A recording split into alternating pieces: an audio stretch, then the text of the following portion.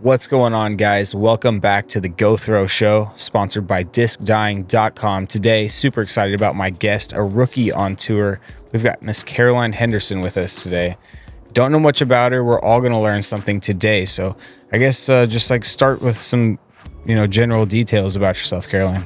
Absolutely. I am 26 years old. I'm from Frisco, Texas. Okay. I graduated from Texas Women's University with a degree in psychology with a minor in biology.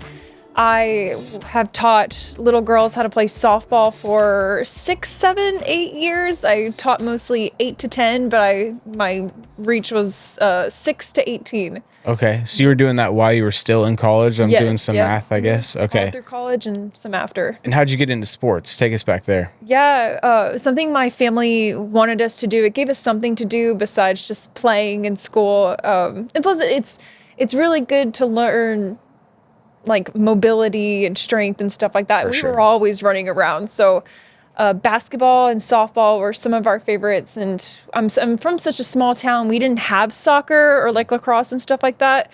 And so as I got older, softball was something that I was really interested in. I started pitching, and we had a instructional facility in Sherman, and that's where I learned to pitch and hit. Like softball underhand pitching? Mm-hmm. Yep, softball underhand pitching. Okay. And did that translate to disc golf in any way? Oh, significantly. I think forehands are like a mixture between softball pitching and baseball throwing. Yeah. I think it's like the body and the arm of throwing, but like the snap of pitching.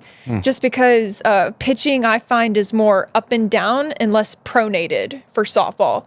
And also it's just like the way the arm whips translate to me a little bit more than like throwing, overhand throwing. Well, listening to you talk, you obviously have knowledge of how the body works, how your body works, how the optimal body should work for disc golf.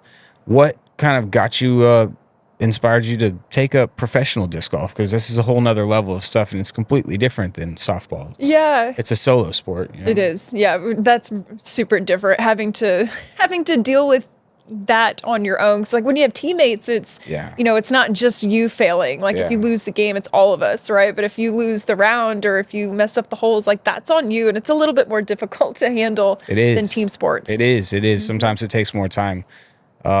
So you decide that you want to play professional disc golf. Do you have aspirations of the tour right away? I'm not a halfway person. So when I started playing, I wanted to beat everyone I was playing with, and it was all dudes. And so, it's kind of hard if you don't really know how to play or throw or do anything. And so I was practicing enough to start to like at least try to keep up with them, because These are like CJ and his friends, or yes, it was CJ and his friends. It was I think 4 of us. It was a group that would go out, and at the beginning I would like throw, but I'd be like 80 feet behind them, and they would just like walk past my drive, and I would be like, guys, I'm still back here. So like I wanted to be able to throw near their drives, and so it's kind of how it started. But we started watching golf, and my husband was like, they're not doing anything that you physically can't do. He's like, you're athletic. He's like, I believe you're more athletic than most of them. And I was kind of at a time in my life where I didn't really have anything to like really be good at, like softball lessons were sort of that way, but like I needed something that was like for me, because my husband and I kind of shared that quality because he did those lessons as well. And so I like wanted something for me. Yeah. And so I started practicing a lot more, still working. So it's probably like 2 hours a day. And eventually I got to the point at VPO of last year where I was like competing with Holland, like round 1, like we had the same score, which I thought was insane. Like I think we were both even because the conditions were a little weird. Yeah. But it was like, I'm a professional. All the work I've put in has worked, and I'm going to quit my job. And so you've been, you put the time in, 2 hours a day, you started hustling, you see the results pay off at a big tournament. That story resounds right with me, the VPO especially too. That's kind of where I saw Emerson win. That's where I won a big one. So you're eye to eye with Holland, who's having a great year, fantastic golfer. I guess Maria Oliva was probably there. There's some great Texas players. You play with them, you know that you can hang with them. How do you get out on tour? How did that happen? Yeah, so Siege and I talked about it a lot, and we knew that we needed a means of transportation, and we weren't quite sure how we wanted to handle it. Like some people do vans, some people do RVs, and Yeah. some do the Airbnb. Yeah, totally. We found that the RV would most likely be the most reasonable for us because we just didn't know like what the Airbnb situation would be, how expensive, and van was way too small. So we Yeah. ended up selling our house, buying an RV and a dually to be able to travel around. Yeah. You got a couple pups as well. Yep, 2 pups. Shout out to the pups. What are the names again? Ollie is our chocolate Labrador, our pseudo chocolate Labrador, and Jax is our Corgi Beagle mix. That's awesome. That's Super awesome. cute. Pups on tour make it all easier. Oh yeah, You know about definitely. big hogs. All right, so you decide to do that. You make an investment. You sell your house. You end up in Vegas to start the year, and you have a phenomenal performance. Yeah. You're on the live coverage constantly. I was watching you. You end up with a top 10. Like, what was that like? That was, we didn't go in expecting that was going to happen. We were like, let's just make cut maybe. And it was after the round, or like during the round, like I was like tied third, and like I was like, popping up and down, Yeah. and I ended up, what was it, fourth? Yeah, because I was on the chase card. Yeah. And it was strange because I didn't think I'd be competing with them so early. Because like I knew I could throw the disc really well, but like putting's always been a little weird just because Yeah. I'm still so new to it. And Yeah, putting's and there's a still so new. transition period Oh, that 100%. you know is going to happen, but then all of a sudden it's almost as if the transition period didn't exist and you were just like right there Yeah. competing with the best.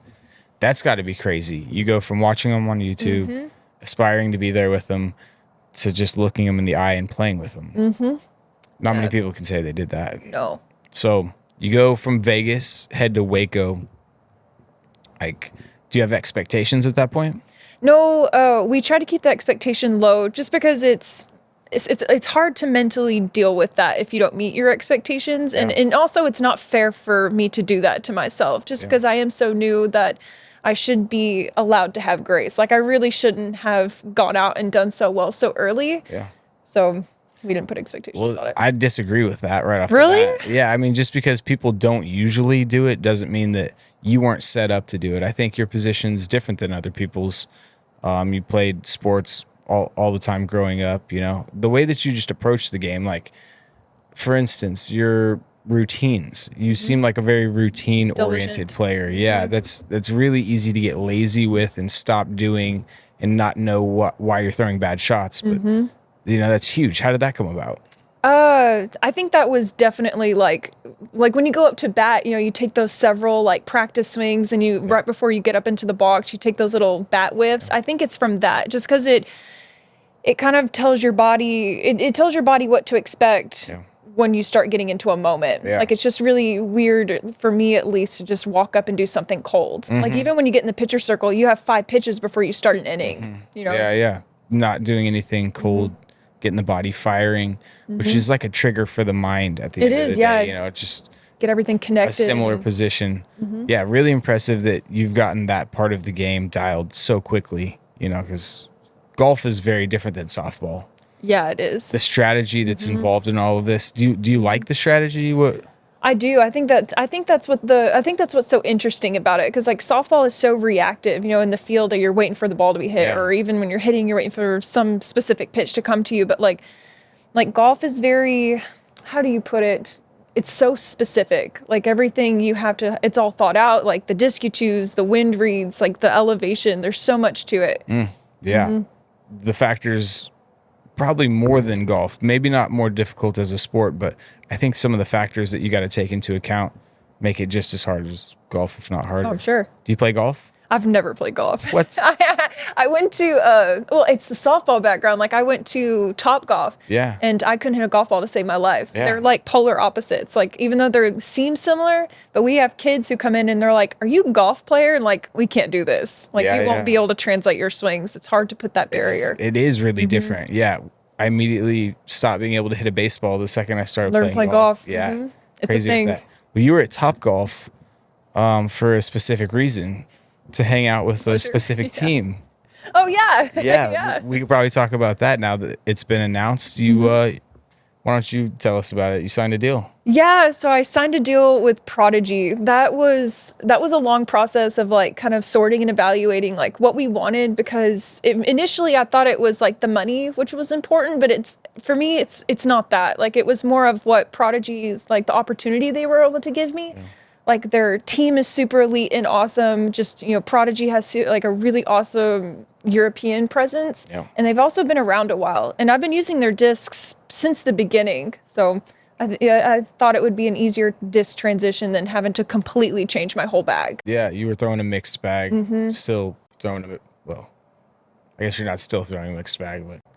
So you had some Prodigy discs already in this mixed bag that you had been throwing. What were you liking in the Prodigy lineup before? At that time, so I was throwing a PA3 for like my touch ups. I was throwing a PA1 for when the wind gets a little sketchy for the same type of ups. I used an A3, I believe. It was given to me by Lydia Lyons, and so that was my stable hard plastic forehand disc, something that kind of acted like a nuke, where it had a nice big flare that I could throw flat. I didn't carry any mid-ranges. I did not carry any fairways, but I did carry some lightweight D2s that were bombers. For all those people, lightweight D2s are it. Yeah, they do. They bomb. It's They bomb. confirmed. So what were some of the other choices that some of the thoughts that made you go with Prodigy? I know that you weighed a few different options, good options at that. You had offers from almost everybody at the time. Being this good, jumping on the scene like you did, you really made a splash and got a bunch of people's attention. What were you looking for, I guess, in your sponsor? Yeah, first off, I wanted to feel like family. Like I didn't want to kind of be swept under the rug. Like I wanted to make sure like they thought what I was doing was important to them. Like my media side, my disc golf side. So like I said, I just didn't want to be put under the rug. Yeah. I wanted to make sure that they gave me adequate time to switch my bag. Some discs are discs, but it takes a second to relearn things. Sure does. Yes. Yeah. Especially early on in your career. Yes. I think if you haven't switched discs before, it's tougher. It is, but what I find is the silver lining, is that what you call it? Like the silver lining of something? Okay, is I think it's going to teach me angles better. Totally. Like, yeah, it's going to make me really watch discs. It's not going to be like the same old discs, what I think that disc should do. Like, I don't know what these discs do, so I get to play around. I think that's the cool part. Yeah, I think it's going to help a lot. You can look at it as a challenge, or you can look at it as a problem. And I think a great example is Paul Macbeth when he switched to Discraft. He looked at it as a fun challenge to learn all these new discs again. And he came out that year. That was 2019, I believe. Won Worlds, looked fantastic. So, yeah, I mean, just being able to throw something fresh. We've seen Simon looking good with it. Who knows what angles you're going to be able to come out with now. Yeah, exactly. So you've had recent success. You belong, I can say. What are your goals now? Because goals change as things change. You've talked about not having too many expectations on yourself, but at the same time, you've shown you can be here.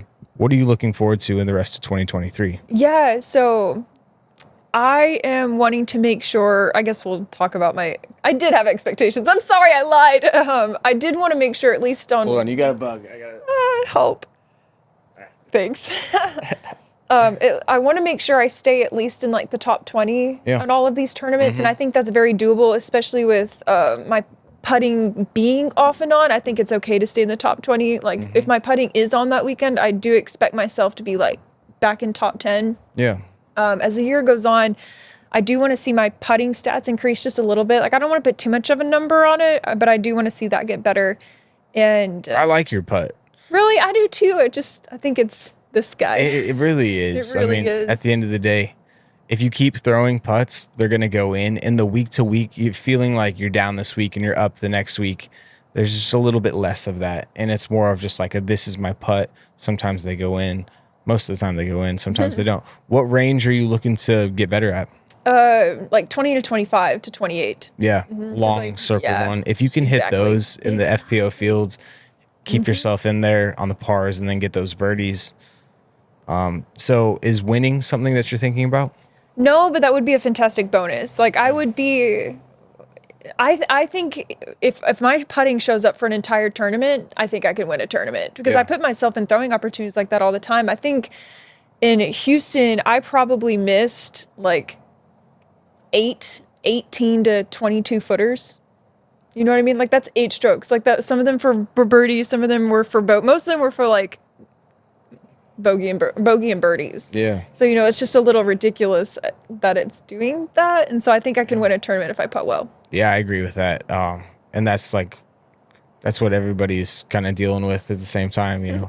It's really easy to do in the backyard, and you've put the time in too. We've been at the same B&Bs now for a few weeks, and you putt as much as anybody that I know. Yeah, it's getting better. It really is. Yes, I believe you. Who have you been looking up to and taking advice from on tour? There's some girls or guys or Yeah, so for Holland, I've been watching a lot of like her pushing hyzers, and so I've found some discs that I can manipulate that way, both forehand and backhands, because I like throwing my discs a little bit flatter, both forehand and backhand, but she kind of does more hyzer stuff, which I think is a little bit more controllable, because I feel like sometimes if you throw discs too close to flat, they turn too much. Instead of just having a hyzer, it'll, it's pretty manageable. Yeah. A one angle shot. Exactly. Yeah. For putting, I've been looking at like Calvin. We've looked at Paul, and because I say we, you're talking about you and CJ. Yeah, me and CJ. Sorry, you guys I do that all the time. Yeah, that's cool. You guys a team for sure, and you do homework. You're not lying. You watch these people, talk to these people, get lessons from these people. You got lessons from Garrett Girthy, Kev. Yeah, Kevin. Yeah, a bunch of players. So it's cool that they're it's cool that you're asking for it, first of all, because that's something that's really hard to do, especially at this level, is to humble yourself a little bit and just ask for advice. Yeah. It's so hard to do. It is. It's like part of you is just like, I don't want to take time out of their day. But everyone's been so kind. So they're happy to do it. Yeah. Yes. Because it's a rare opportunity to actually get somebody who cares about getting better like yourself and who's growing exponentially, not just on the course, but in your social media too, which is another thing we should talk about. Yeah. You're growing at like 1,000 followers a week at the moment. Yeah. Which is super cool. How have you been liking that explosion? What have you been doing to work with the fans? So we've been working a whole bunch with like GK Pro. So originally we were doing like reaction videos to all of my tournaments that I've been filmed, and it's a great way for me to learn what I'm doing wrong, and I think it's a great way for like women and like those amateurs who throw like me, learn about their game. Yeah. So it kind of gives them some insight to like what I'm thinking, like what's going on in the courses and stuff like that. Otherwise, we've also been working with GK Pro for like my ask me anythings and my in the bags and stuff. So they've been extraordinarily helpful with the social media side. They're pretty helpful guys. Yes. Yeah, I know firsthand. Technology wise, editing wise, anything video, audio. Yes. They know what they're talking about. It's cool that you're open to doing that as well. Half the battle is saying yes and taking a chance, looking stupid, delivering a line a few times. You were just talking about, getting that one line right and how I know it sometimes takes 10 tries to get it the way you want. And seriously. Yeah, well, it's awesome that you're attempting to do that. Can't wait to work with you on GK Pro and stuff. And so let's I guess let's talk about the team of you and CJ. I feel like that's an interesting thing because not many people out here are married, and you guys have the ability to work with each other. How do you feel like CJ complements what you bring to the course, and what can he do to strengthen your game? Yeah, absolutely. So he's like the only person who's watched my game develop since day one. And so he knows my tendencies and my habits, and he also knows how to talk to me. Like sometimes he's able to get me out of like that, like I'm a frustrated kind of groove. And so, which is really helpful. And if I don't know if you ever see on coverage, like when I do something good, like the first person I want to look at is him. It's because like I want to celebrate that moment with him. Yeah. Because like we've worked really hard to get to this moment. Like he's looked at my film or form. We've looked at film. We watch FPO film and just we talk about and critique and like figure out game plans. Yeah. So he's been a really big part of it. And he does a lot of behind the scenes stuff too. Like he does my filming, he takes care of the dogs, he takes care of all the RV stuff. So he takes a lot of pressure off of me. And he's also got a job working as well. So he basically has 2 jobs, and I don't envy him at all. He's a hard worker. CJ's a good dude. You're like super versatile for a new player. You've got the forehand, you've got the backhand. Did you know that you wanted to make sure you had both of those, or did they both come Oh naturally? yeah, because I think that's where the game's going. Like, there's not very many people who have both sides. It's like Ella, Kristen, Holland, and I also think the distance is it's changing the game, and Yeah. so all the MPOs have both sides. So it's like, why should we not have both sides? It also makes the game significantly simple, like more simple. Yeah. Because like turnovers are sketchy. Because like if it's windy, like it might not turn into tailwind, or it turns too much into headwind. But you know what a forehand will do? The same thing, Yeah. depending on the disc you pick. But yeah, you can stable up and dice through that wind. Exactly. Yeah, so the forehand, how far do you think you throw your forehand? Oh yeah. I can push it anywhere between like 375 to 400. It for a long time it went further than my backhand. So like I would just throw that and not my backhand. As the power play? Mm-hmm. But you feel like the backhand is complementary Oh yeah. now? Yes, definitely. Okay. And talk about, I guess, a key to forehands for people that are watching, 400-foot forehand is huge. Huge. What are you thinking about? What are your tips? Yeah, so I look at it in like three ways. And so one of them being is how well you drive into your front leg. It's kind of like the same concept as like softball pitching or baseball pitching. So it's like as soon as you land, you want to like shove your weight, like stiffen up that front leg and let your chest go forward. So that's like one way to generate energy. The second one is, and if you're doing that correctly, your hips should rotate. So that all legs and stuff go together. But the second one is like how you snap. Like you want to make sure that, like we were talking about earlier, it stays very like towards your wrist. Like there's no pronating, but you want to time it as your heel drive. So it's like heel snap, right? Heel snap. And what was the third thing? Oh, your disc choice. Like, find something that's like comfortable for you. Like max weight nukes are too much for my distance drive. But if I put a lightweight nuke, it'll flip and turn. So it also depends on the disc you pick. Yeah. So You're super into, just listening to you describe like, tips. You're super into the athletic side of things and how the body works.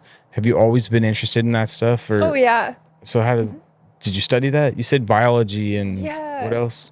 Psychology with modern biology. Okay. Yeah. So it wasn't necessarily like kinesiology. But It was initially like when really? like TWU, Texas Women's University is known for their kinesiology. Right. And so I went to do that first for like physical therapy, but then I kind of realized like I don't want to be in an office my entire life. Yeah. And so that's kind of where it got disconnected. Yeah. But like I've always been a real field player. Like Okay. I've always just been naturally, like I guess, Athletic. gifted in that department. Like people don't really have to tell me how to do too much. It's more Can of you how to juggle? feel.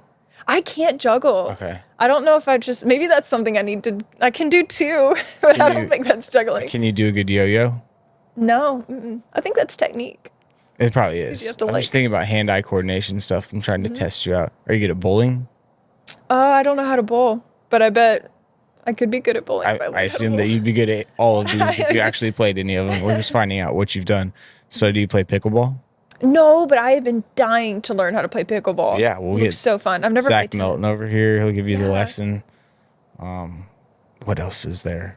Are you a basketball player? Yeah. Okay. Yeah, I was super good at defense. Okay. Very aggressive. So like, yeah, lockdown defender. I could see that. Yeah. I ran track. I What? jumped the hurdles. If that how you say it. Yeah. You did jump hurdles. Yeah, I for jumped sure. hurdles. I think you say I ran the hurdles. Okay. I ran So, the hurdles. Were you any good at that stuff? What was your best event in track? Hurdles. Okay. Was Was it 80 meter, 100 meter? 100 meter. Yeah, I did Okay. 100 meter and the 300. I was better at the 100. My freshman year, I made it to area. Yeah. With a bunch of like juniors and regionals seniors. or whatever. Yeah, I think area is right before regionals. Okay. Nice. It's a funny term. Area. I know. Yeah, I don't understand that like lineup. Yeah. It's like regions, but it's a smaller area. Okay. Well, what else is there that girls had the opportunity? You weren't a Volleyball. cheerleader or volleyball? I did cheerleading, but not like competition cheerleading. Okay, but just I like could for the tumble. school or whatever. Okay, describe tumble, like flips. Yeah, I got all the way to back handsprings before I had to focus solely on softball. Yeah. Okay, it's bad for your wrists. That was literally You it. can't do them both. Yeah, it's like quartz digging, like rock hounding. I've been doing a bunch of it. It's terrible. You can't disc golf and rock hound. Seriously. You either gotta do one or the other. Just slamming the hammer, and all the crystals are super sharp. All my fingers are messed up. Oh my gosh, I didn't even know. There's just certain activities, I guess, like that you can't. Oh gosh, yeah. Yeah. What else is CJ? What else is there? What other sports did she play? Volleyball. I played volleyball. Were you what was your forte in volleyball? Setter. Really? Yeah. The soft hands, setting Yeah. people up. So fun. I think That's- it was just because it's a specific technique. Yeah. It's kind of like disc golf in a way too. You're like putting a ball to a certain spot. And it's arcing and it's almost like a throw. All right. So you're fairly athletic. Ping pong? I'm not very good at ping pong. It's because I've never done something with a paddle. Okay. Never played tennis. No tennis? No tennis. Mm-mm. A lot of people nowadays with a forehand, they just have that tennis forehand and it fits so good. I think a tennis forehand is the most like a forehand out of any technique in any sport, really. Yeah, it's just from the side like that. You kind of get the top spin, so you could just like hit something stable right over. I don't know. In the comments below, let me know if you're a tennis player and you're throwing big forehands, because I could see it. I definitely know some people. We have questions that need to be answered. So where do you see the sport of disc golf going? I mean, you're pretty new to this, and a fresh take would be interesting. Yeah, I think the social media side is going to grow a whole bunch. I believe that, we're going to get into ESPN. I believe, well, we have the Olympics coming up, so it's definitely going to get really big because, people will be introduced to it. No, wait, that was April 1st. Oh, was it? Oh my God, I am so dumb. I actually got fooled as well though, so we can we were both it was good. It was honestly Oh my God. don't worry about it. It'll be funny, and it probably got like half the people that are watching this too. We all got for a second. That would be sweet though. It really would be sweet. I mean, it's in the future. It's definitely a worldwide game as much as Scandinavia plays it, and we're getting Europe into it. South America's getting into it, It'll be there soon, but not 2024, unfortunately. How sweet would that have been? Sorry. Dude, yeah, I wonder who they would take. Who do you think they would have taken to the Olympics if they could have had 4 players from the United States? Yeah, it would definitely be like Paul, Ricky, Gannon, Golly, and for the men. Or 4 men, 4 females? Yeah, let's do that. So you got one more male. One more male. And Rick's definitely still out there. Yeah. Who? I don't know. What would You said Paul. Oh, Eagle. Who did you say? Paul, Ricky, Did she say? Gannon. Okay, I heard Paul and Gannon. And I thought there was Calvin. You said Paul, Calvin, Calvin's Gannon. a good one too. And then like Eagle and Rick are both. No, you said Calvin. Yeah, I said Ricky. No. But Calvin would be Yeah, really you good. said Paul, Calvin, and Gannon. Okay. And then Who's your 4th? Eagle. I like that. Yeah. I like that. Coming off of European Open victory. All right, the women's side. It'd be Kristen, Paige, Katrina, and I would either think Ella or Holland. I think it just depends because Ella's doing really, really well this year. She's killing it for sure. killing it. Unfortunately, we can't have Kristen. Oh yeah, because she's not. Yeah, she's it'd be Estonian. sick. Dang it, Yeah. that would be amazing. Well, Kristen, All right, then get some Ella and citizenship. Right. We should definitely take her if we can. We do that with all the other sports. Holland's a great one. You got the Holland connection, huh? From Texas. Yep. You feel like she's helped you out? Oh, significantly. Like in the Open of Austin, like she was teaching me about how to throw in right left winds, like because I was like pulling drivers, like, and they were just tailing off so fast and they were going OB, and I'm like, I don't understand because I'm hitting my lines, and she's like, you need to throw something like slower, like a vulture. So instead of like throwing a nuke, you throw a vulture, and so it would push a little long before it dumped hard, and that's something I never realized. Physics of a flight. Physics of flight. So because she has that like engineering brain, and so like she's helped me out a bunch. Is she an engineer? She was, right? Wow. Okay, I did not even know that. That's really impressive, and that kind of makes sense. I guess the engineering brain understands it a bit more. Makes sense for Calvin, anyways. Yeah. All right. What else about Holland's game do you like? I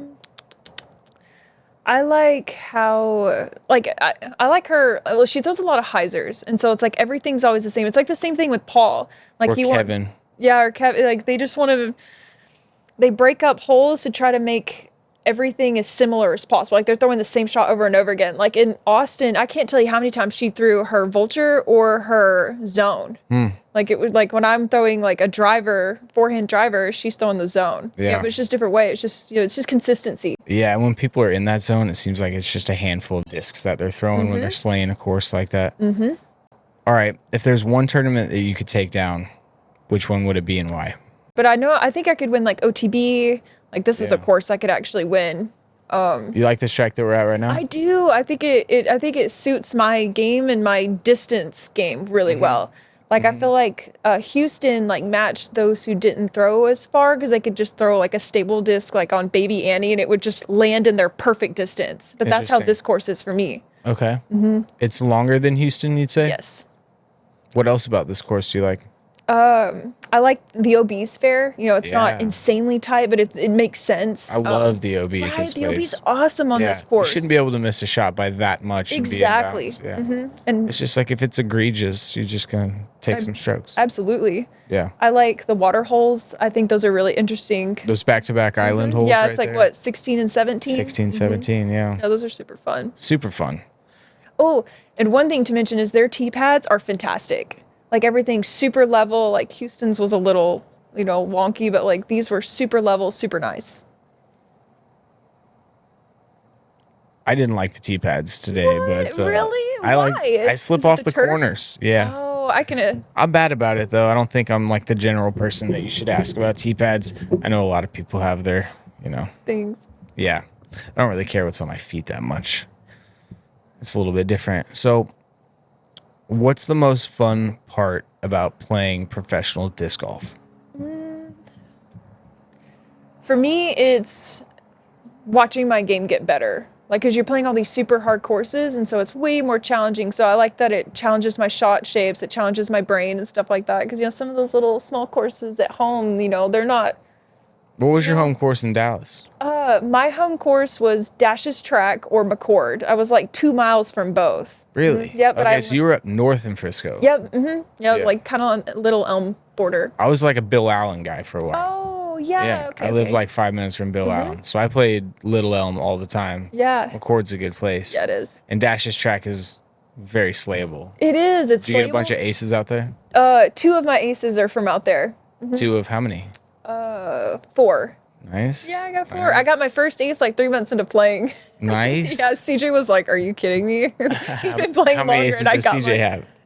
2, 1. Yeah, he has 1, and gosh. it was like this. I wasn't there, but he describes it as it was a giant right-left wind, Texas wind. Yeah. And he threw it like way off to the right. And it was a shank, and the wind just dropped it in the basket. He's like, "I don't even want to count it." That's so sweet. Because he didn't do it on purpose. Just to watch it blow in straight sideways. I saw an ace like that at VPO one time, Emerson Keith. It was straight sideways. Feels good.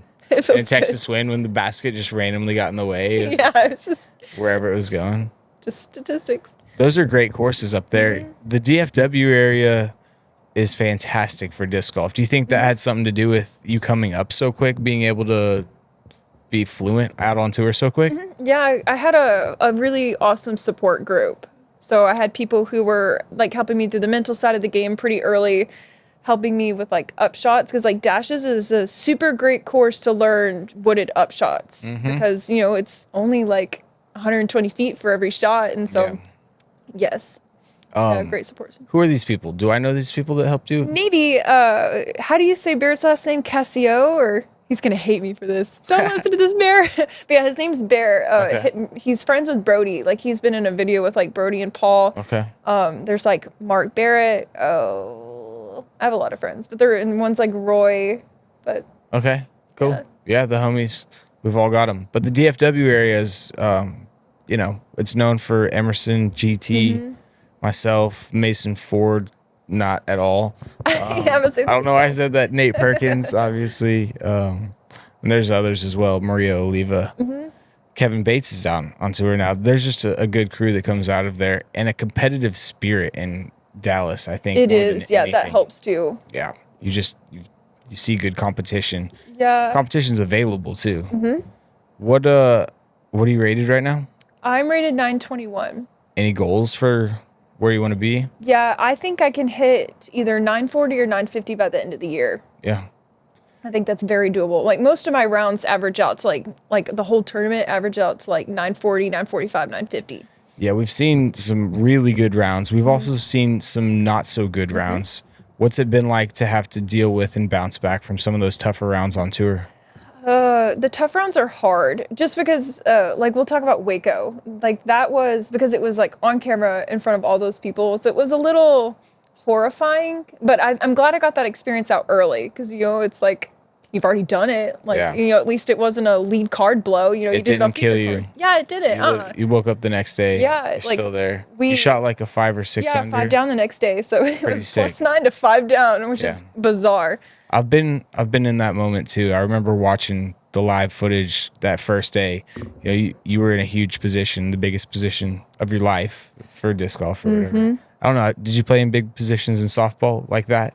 No, not Okay. really. That was the biggest position. That was the biggest position I've ever been in. And sometimes you look like you weren't sure exactly what was going on. At No, times, not at all. It like which I've felt myself too. it was so like I wish I got there earlier to like take it all in because like I feel like I was standing on hole 1 still trying to like absorb the moment. Like I feel like that may not have been the best way to handle it. Like maybe I should have just gotten tunnel vision, but like I'm standing next to Kristen Tatar and Paige Pierce and there's like 150, 200 people staring at me and then there's like 5 cameras.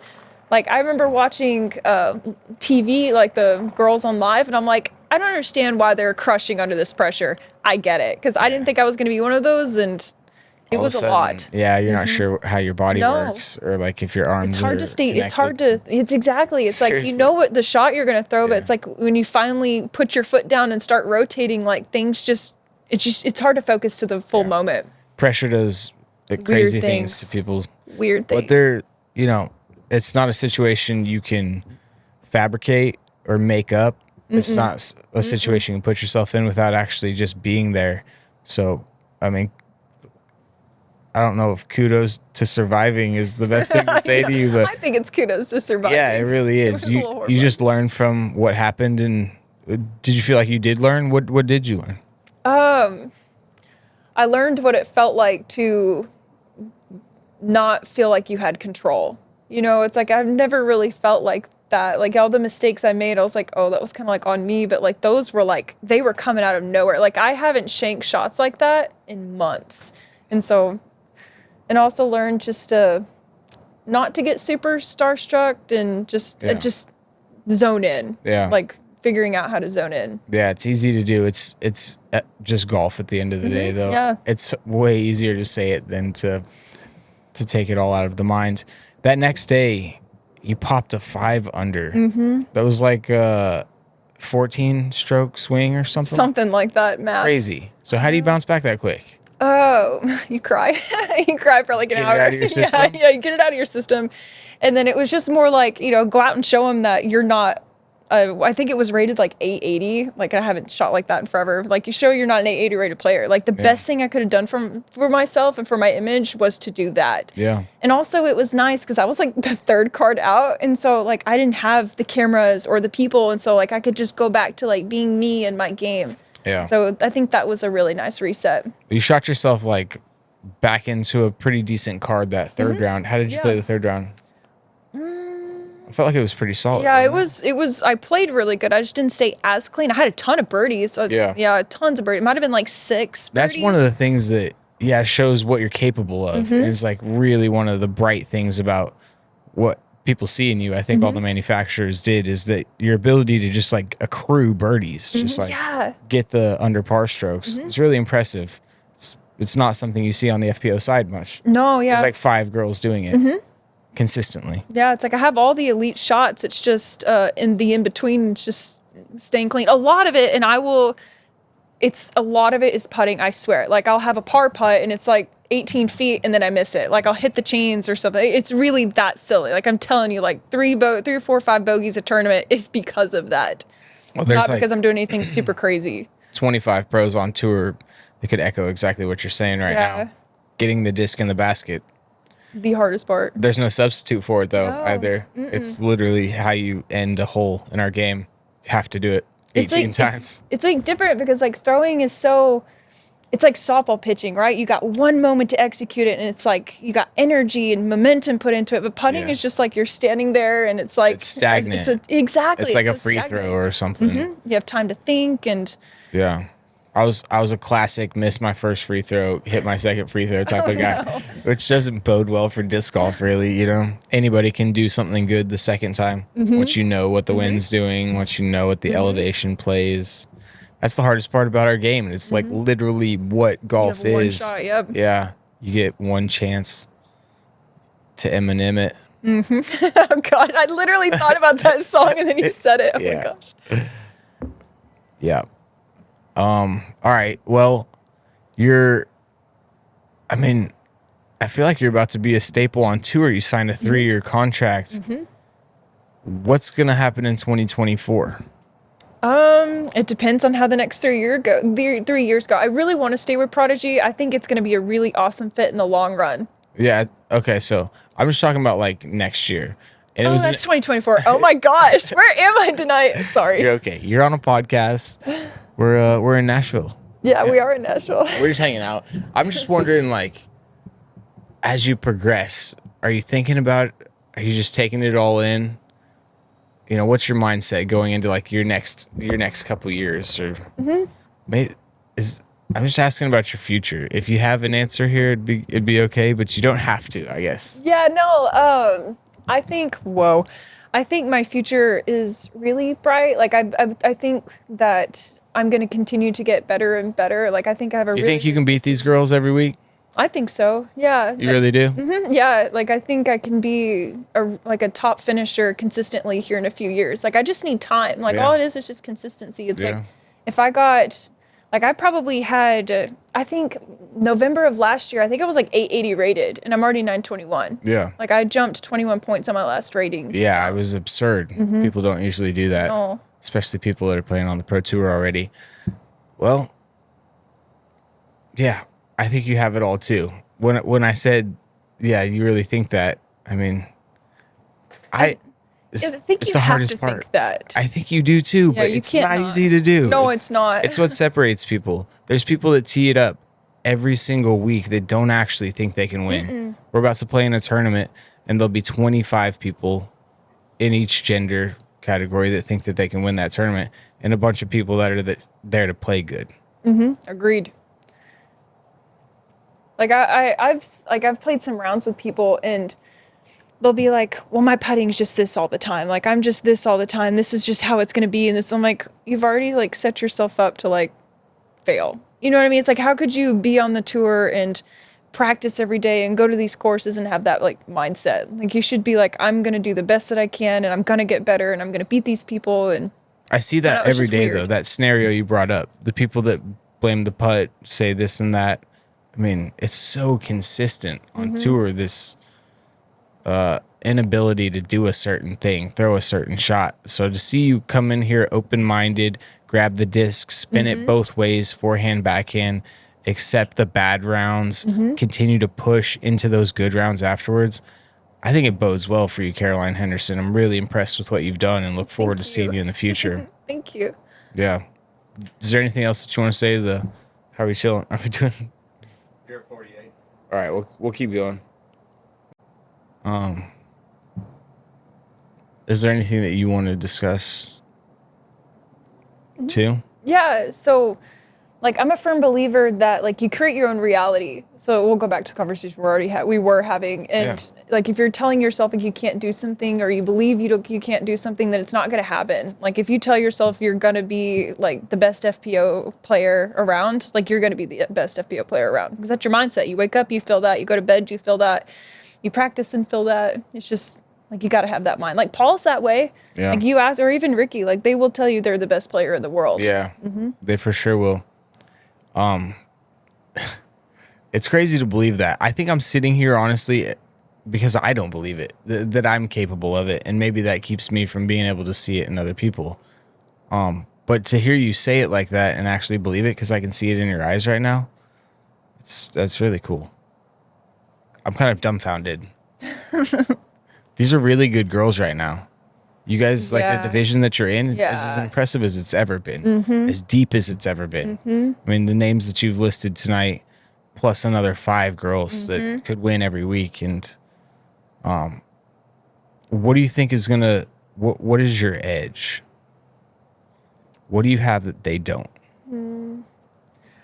I think it. There's no blonde, curly haired girls on tour, so you got that. Yeah, What true. what disc golf for mental? Like, I'm not gonna say it's hard work, 'cause like I know like Katrina Allen's working hard and like Holland's working hard. I think Yeah. it's just. I think I'm really good at just seeing and feeling how to throw the disc. Like I think putting it needs to grow in that department. And if I can do it in throwing, I can do it in putting. I just need that time and that confidence to build it. But I think I feel it a little bit more. I think I feel throws a little bit more. Like I don't like I can somewhat visualize it, but like I can feel the way I need to throw it when I step up to my lie. I Yeah. think that's what gives me the edge. You've been throwing things Forever. Yeah. your entire life. Like in softball we would have these competitions where you would stand in the outfield and there'd be like a bucket on home plate. Like I could hit 5 out of 6 of those from the outfield. Like I won those. So I think I just have that natural ability to like see that Flight. projection and Yeah. have that a touch or whatever. Yeah, there's a connection there. That'll suit you well. Is there, like, as you imagine your shot, is there a line from you to the target? Like, what is as you're picturing your shot, your flight of your disc, like, what does that look like to you? I think it's just I've seen like we'll go to like nuke forehands because that's like what I feel like I'm best at. Like I'm so familiar with those lines. Like I feel like I can judge the distance between when I feel like the disc needs to start breaking and how Yeah. hard I need to throw it. And so, So you're picking the point that it needs starts to start breaking. So you're breaking. hitting it flat, it cruises for X amount of time and then breaks over. yep. And then I know if I put it on a little bit more hyzer, it'll flip a little bit and then it'll start break. Or if I put on Annie, it's going to do this little travel and then it's going to break. So you're picturing more or less a spot in the distance, not like a tunnel that your disc is following. Yeah. Yeah. Yeah, a spot. Yeah. It's like a spot in the distance and then no, it'll do this. And do you pick spots on the ground as well? Yeah, and pretty much where like I need my disc to go straight before it breaks, that's the spot that I look at. So like with forehands, like I'll like put my fingers in that spot and then I'll just make sure I continue to follow through that move when I actually do the run up. Yeah. You're very deliberate about that. Yeah. That warm up. Yeah, so that's what I'm doing is I'm picturing that line. when I Actually do picturing this. it. Yeah, I'm like trying to get into the mind of Caroline Henderson here. So you're picking a spot that it breaks. You're not picking the tunnel. Hitting a f***ing wall. Oh no, we've been talking a while. Something, dude. Yeah, what was it like when you were a rookie? When I was a rookie, it was a lot of playing new courses every single week. Yeah. You almost get no break when it comes to that. Your practice rounds, you've got to put more time in, throw more shots. You have less familiarity. You feel like you're a little behind trying to catch up. You show up at a spot like Vermont, like Smugs, and everybody played 18 Worlds. They've played Green Mountain every year, and they're so good at that course. They're so good at that course. Courses, I should say. I think that was like one of the biggest challenges being a rookie on tour was just being behind when it came to all those tour courses that everybody's gotten to play multiple times. You kind of feel that? Oh, 100%. That was actually one of the biggest pieces of advice that Calvin had given me. He's like, he's like, putting is important. He's like, what you should focus on is like learning the course. Because if you can course manage, like you'll keep those OB strokes to a minimum. You won't put yourself in weird pinched positions where you have to throw some sketchy shot. So That's exactly. I feel that. That man knows what he's talking about too. If he gives you advice, definitely take it over everybody else's. He's wise. I just learned today that he's my age. I'm like, he is way more wise than I would have ever imagined, like someone being like my age. He does just seem very wise. His reactions to things, he seems very methodical, thought through. Yeah, the rookie year is a tough year. There's just so much to learn. So much to learn. Yeah. Agreed. And you're about to go out to California for your first time. What are the tournaments you're Yeah. looking forward to playing? I'm looking forward to MVP and Maple Hill. Europe. Like, 'cause I've never been out of the country besides like a resort in Mexico. Yeah. So I'm really excited to like. Are you playing the PCS? Yes, we're gonna do both. Okay. So we'll probably be I'm out glad there I in got about that 3 right. weeks. Those guys would have literally killed me. Yeah, you're right. With a It's Viking axe and dropped me in the fjords. It's the PCS now. Those dudes are awesome.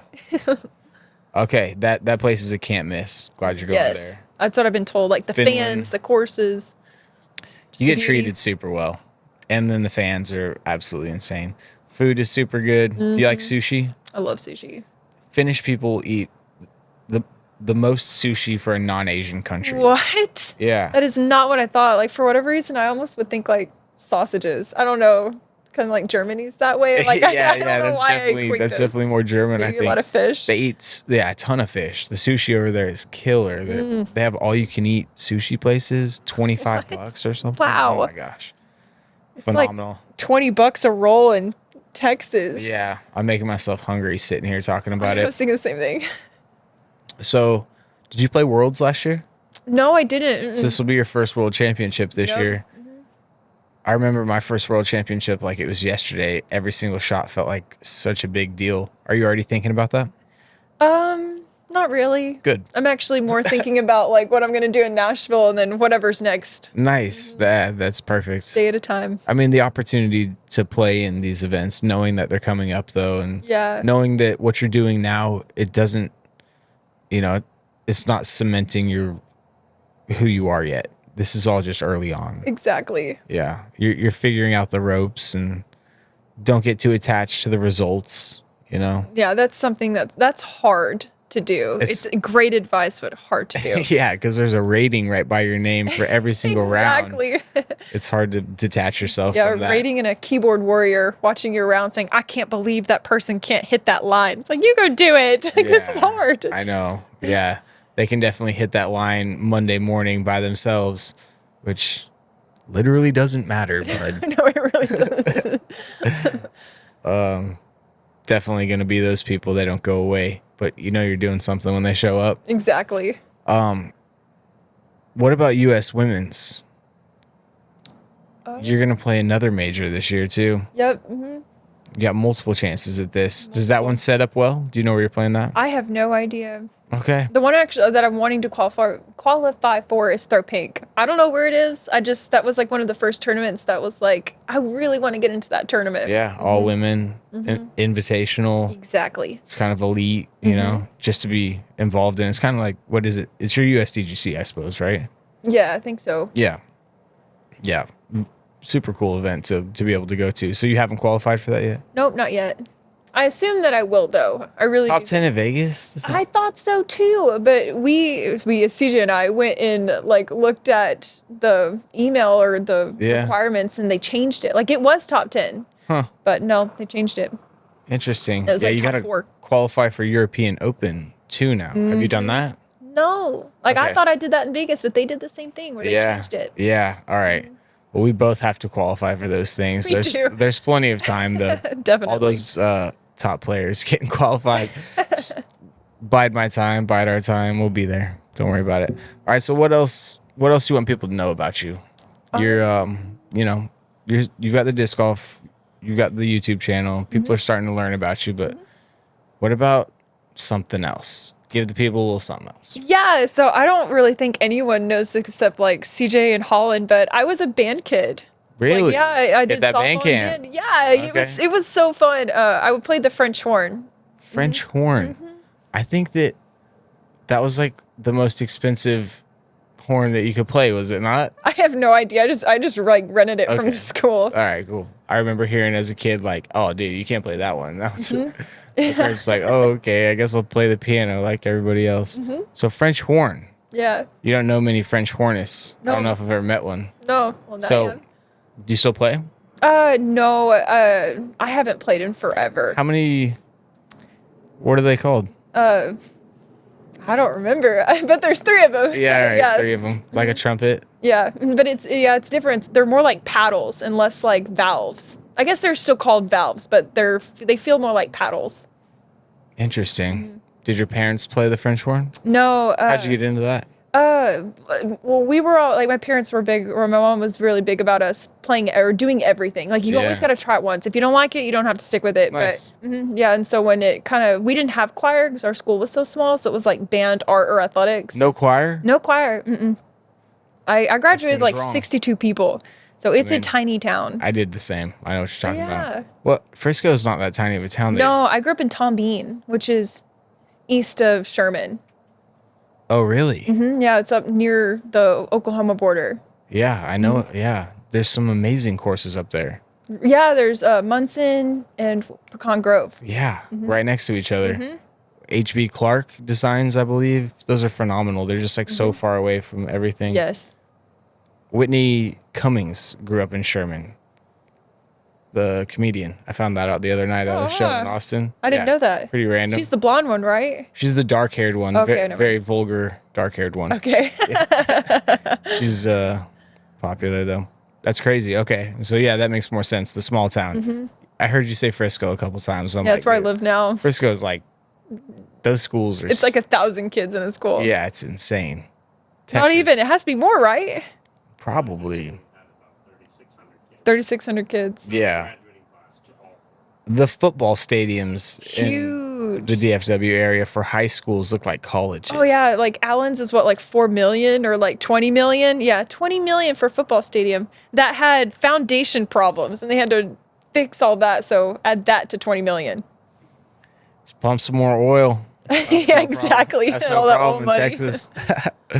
All right. Man, this has been fun. I've enjoyed talking to you, Yeah. learning about you. Hope you guys have enjoyed it as well. Pumped that we're teammates and look forward to seeing you grow and throw those Prodigy discs. And yeah, Caroline Henderson, everybody. Thanks for being here with us. Yeah, thanks y'all. We're going to see you on the next one.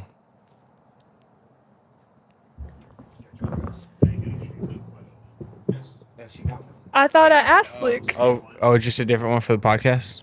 Or I like for- my question what Luke would like to be asked. I think that's funny. Whatever. Look at your camera and say, like, hey, I'm Caroline Henderson. Welcome to my YouTube channel. All right. Hey y'all, I'm Caroline. Welcome to my YouTube channel.